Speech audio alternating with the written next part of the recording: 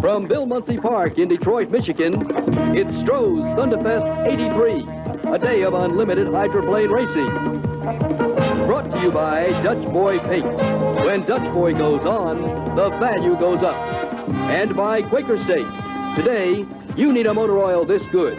You need Quaker State. And by Stroh's. From one beer lover to another, Stroh's.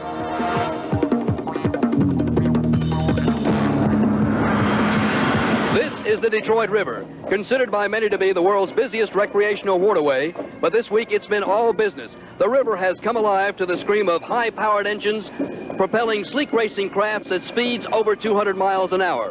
Hello, everyone. I'm Ed Dubrow, and you can tell by my face it's been a hot week in Detroit, and so has the competition. With me today is unlimited driver and boat builder Tom Deeth.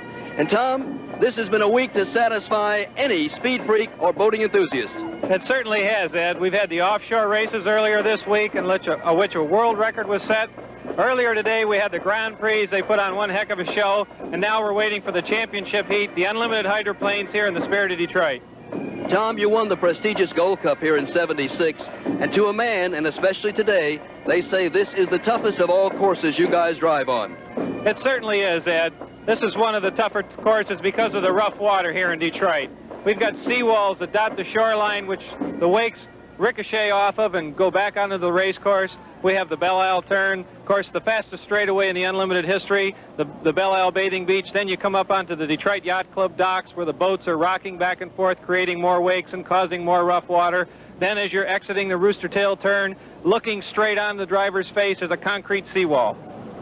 Well, they call it the Indy 500 of water racing, and there's already a record crowd on hand, and we're getting set for today's championship race. And for the championship race, we've got highlights of qualifying races run earlier today. Jim Kropfeld in the Budweiser took this heat, averaging just under 122 miles per hour over defending championship Hanover in the blue and white Atlas. 5 boats have earned a spot in the winner-take-all finale. Jim Kropfeld by winning this heat, Chip Hanover by winning qualifying Heat 2A, Miss Rich Plan with veteran Ron Snyder, Executone with George Johnson winning Heat 2B, and rookie Earl Hall in the Squire Shop, winner of the semifinal. While you watch the pre-race favorites, Hanover and Kropfeld, have at it, I'll bring you up to date. One unfortunate accident during qualifying, the Dobson mover crashed and sank. Driver John Petty of Madison, Indiana, suffered only minor bruises. So far today, 10 of these high-powered beauties have run 4 qualifying heats and a semifinal, and what a show they've put on. I'd like you to meet the 5 other drivers that raced today. Hi, I'm Bobby Howard from Cape Coral, Florida.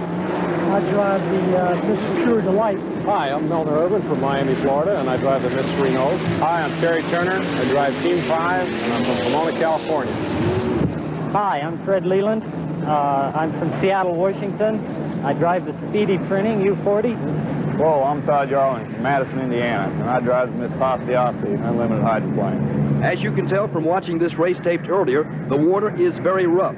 Several of the boats have suffered damage. The Atlas crew is repairing a hole in the hull. A strut brace on the Squire is being fixed. The Miss Rich Plan crew is busy repairing damage suffered in a minor collision when driver Ron Snyder and Chip Hanover banged together working their way to the start of this heat. One of the busiest men in the world is an unlimited driver during a race.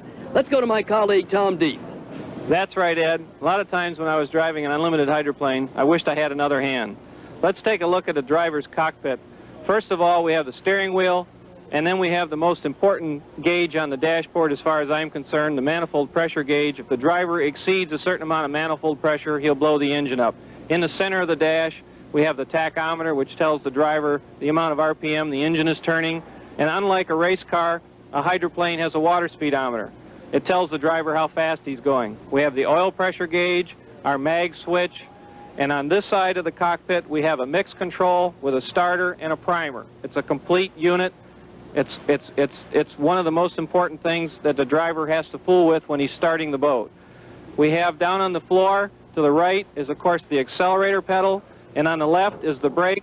Oh, we don't have brakes in hydroplanes. It's just a left foot rest, and the driver uses that to push himself back into the seat so he doesn't get thrown out of the boat. The next thing on the steering wheel, we have nitrous oxide buttons. These buttons are used to actually give the engine more horsepower when you're coming off of the corner. And of course, none of this is any good unless the boat is set up right for the race. And let's talk to Jerry Zubich. And Jerry, what do you do to set a boat up for the race? Well, first of all, you have to understand the size of the race course. Our race courses vary from 1 2/3 to 3 miles. The first project you do is understand the weather condition, and you look back at your propellers.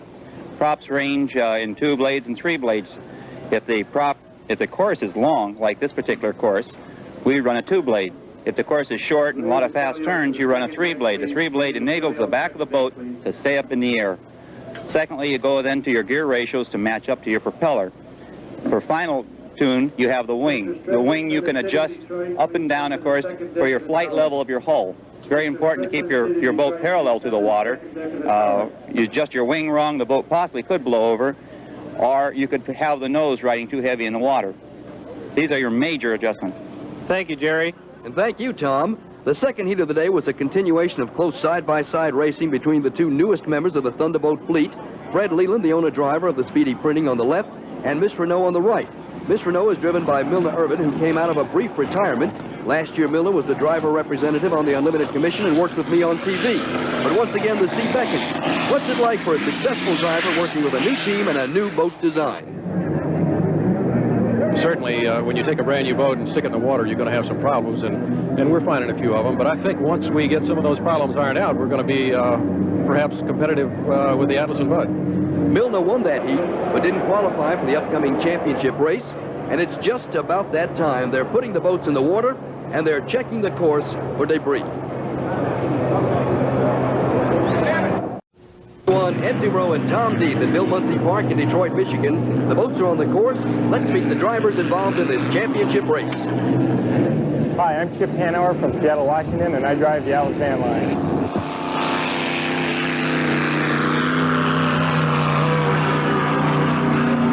Hi, my name is Jim Kropfeld from Cincinnati, Ohio. I drive the Miss Budweiser.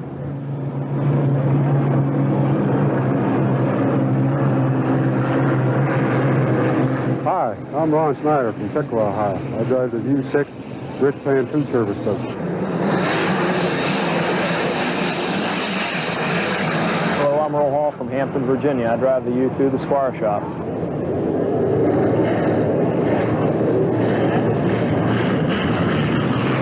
Hi, I'm George Johnson from Seattle, Washington, the driver of the Executive boat, the U8.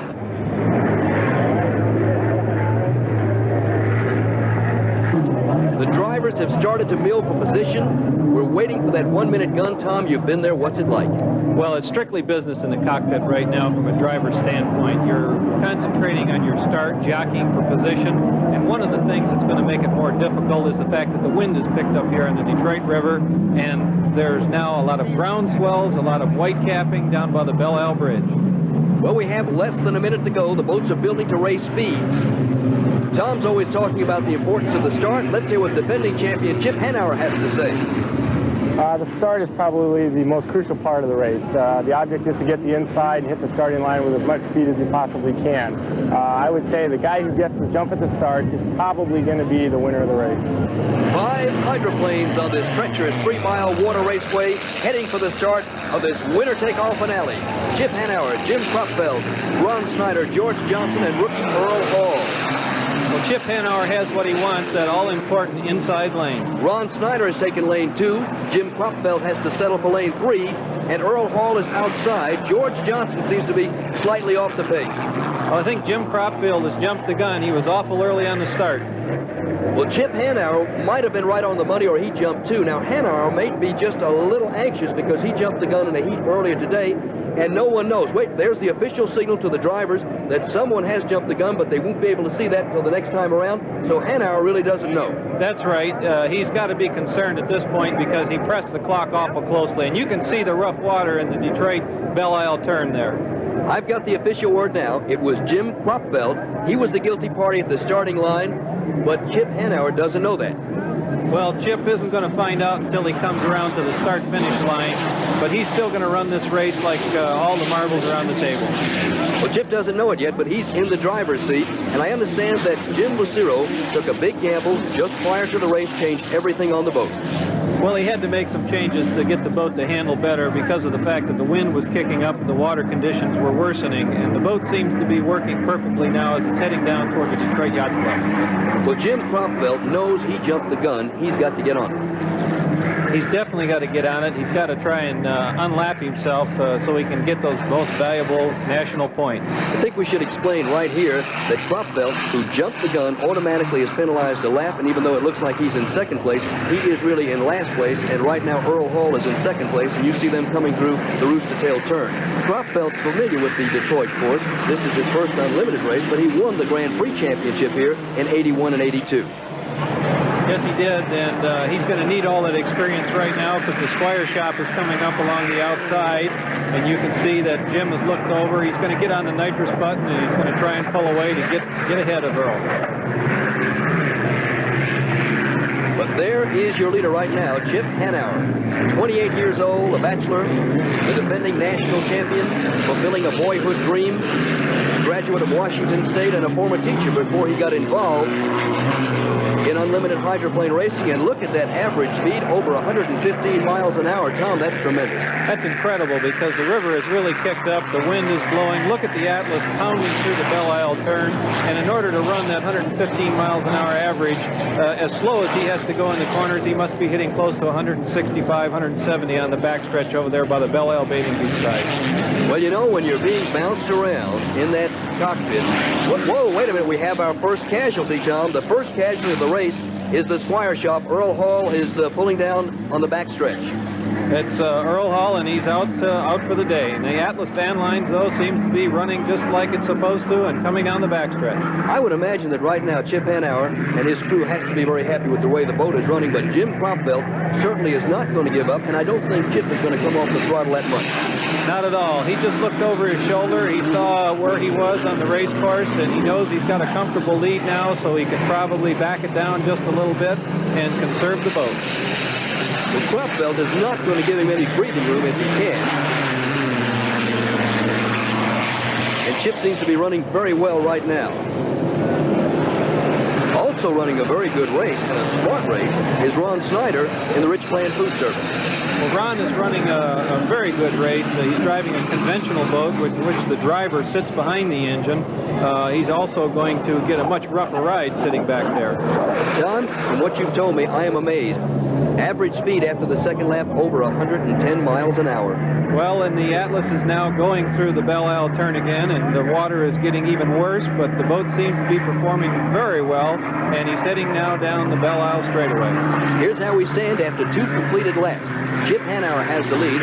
Ron Snyder is shown in second place. George Johnson off the pace, but in third place. Jim Cropvelt trying to catch up and unlap himself. Remember, he was penalized that lap. As rough as it is out there, I have to know what it's like in the cockpit. Well, it's really demanding on the driver. You get tossed around like a rag doll in there, and it jars you so bad sometimes you think your teeth are going to pop out of your mouth. Once again, we take a look at Ron Snyder, and that boat is owned by the city of Madison. What a tremendous community operation. Well, it's great to have a community like the people of Madison behind a boat like that, and it's a community effort. They're doing a fine job out here holding down second place. But so far, this day belongs to Chip Hanauer, who started his racing when he was just 10 years old and surprised everyone when he took over for Bill Muncie last year, won 5 races in the national championship. And Tom, you were there when he started in Unlimited. I saw him drive his first unlimited hydroplane in 1976, and I had a friend of mine with me at the race, John Love, and I told him, boy, keep your eye on him. This kid's going to be great. We have 2 laps to go now, and Chip Hanauer seems to have everything under control, but naturally, he always has to wonder. That's for sure. He's trying to run that boat as easily as possible, but yet as fast as possible.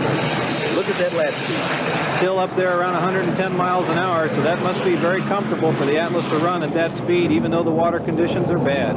Ron Snyder at the other end of the course, trying to catch up, making sure that if something happens, he'll be right there to take advantage of it.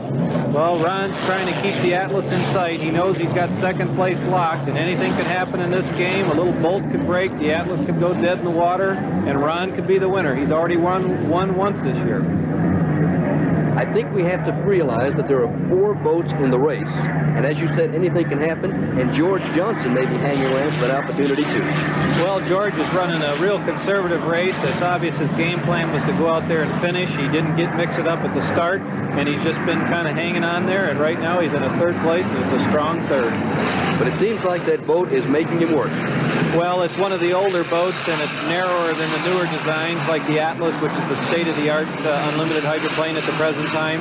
And he's got his hands full, there's no doubt about that.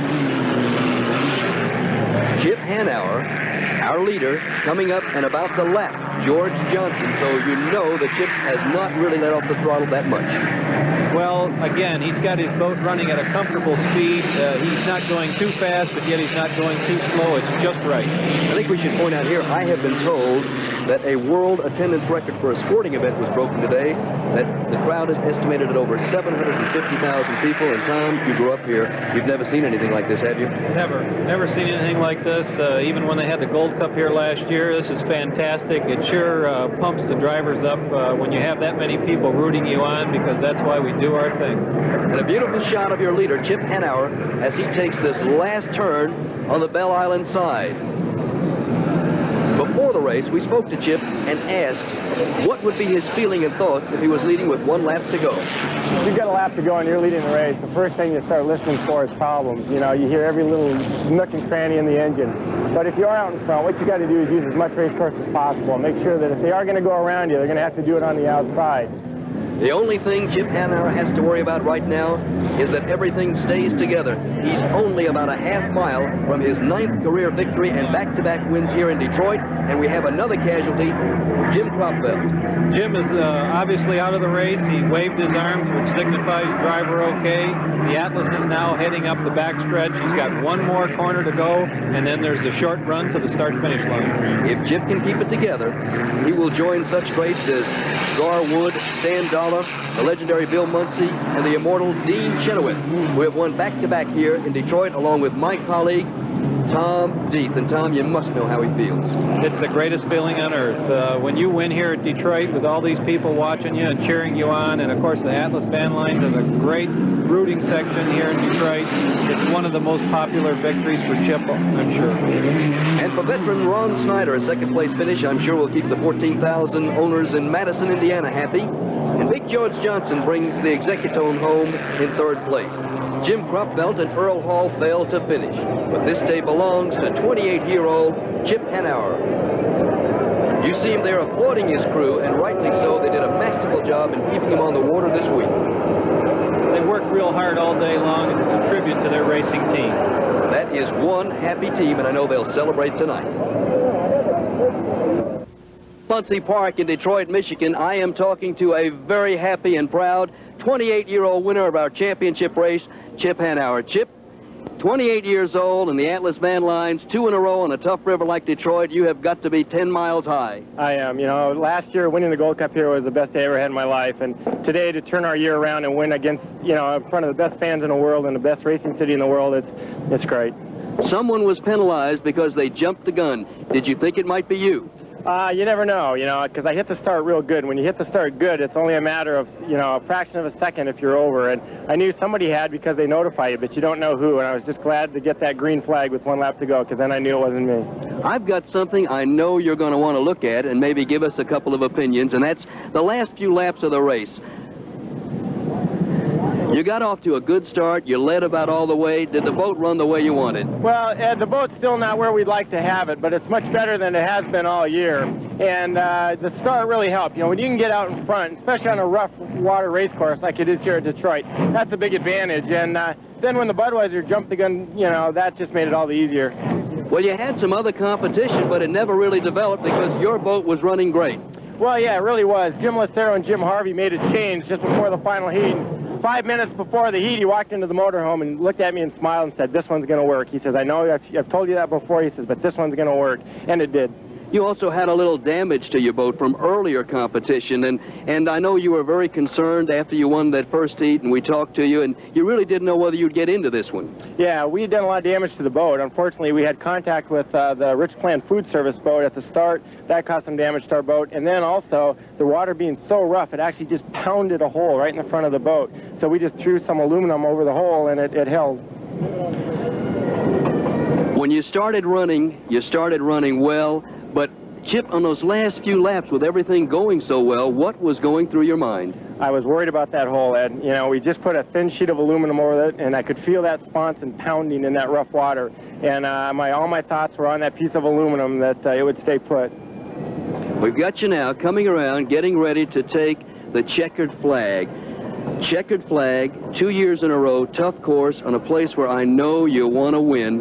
What were your thoughts? I was just happy. I'm just happy for the guys that work so hard. These guys have done everything from stay up to 2 nights, going to lay on their back with, you know, shavings in their eyes just to get the job done. And I'm just glad for them that they get to savor one win tonight. Well, Chip Hanauer, you've had 2 today, and I know there'll be many, many more in your future, and we thank you so much. Thanks so much to our winner, Chip Hanauer. Well, it's been a great day on the river, Tom. It certainly has, Ed, and it's also been a very safe day. With the water conditions the way they've been, it's a great victory for the Atlas Van Lines and Chip Hanauer. 2 years in a row here in Detroit. It's a testament to him and his team, and I'm sure that they're going to do great for the rest of the year.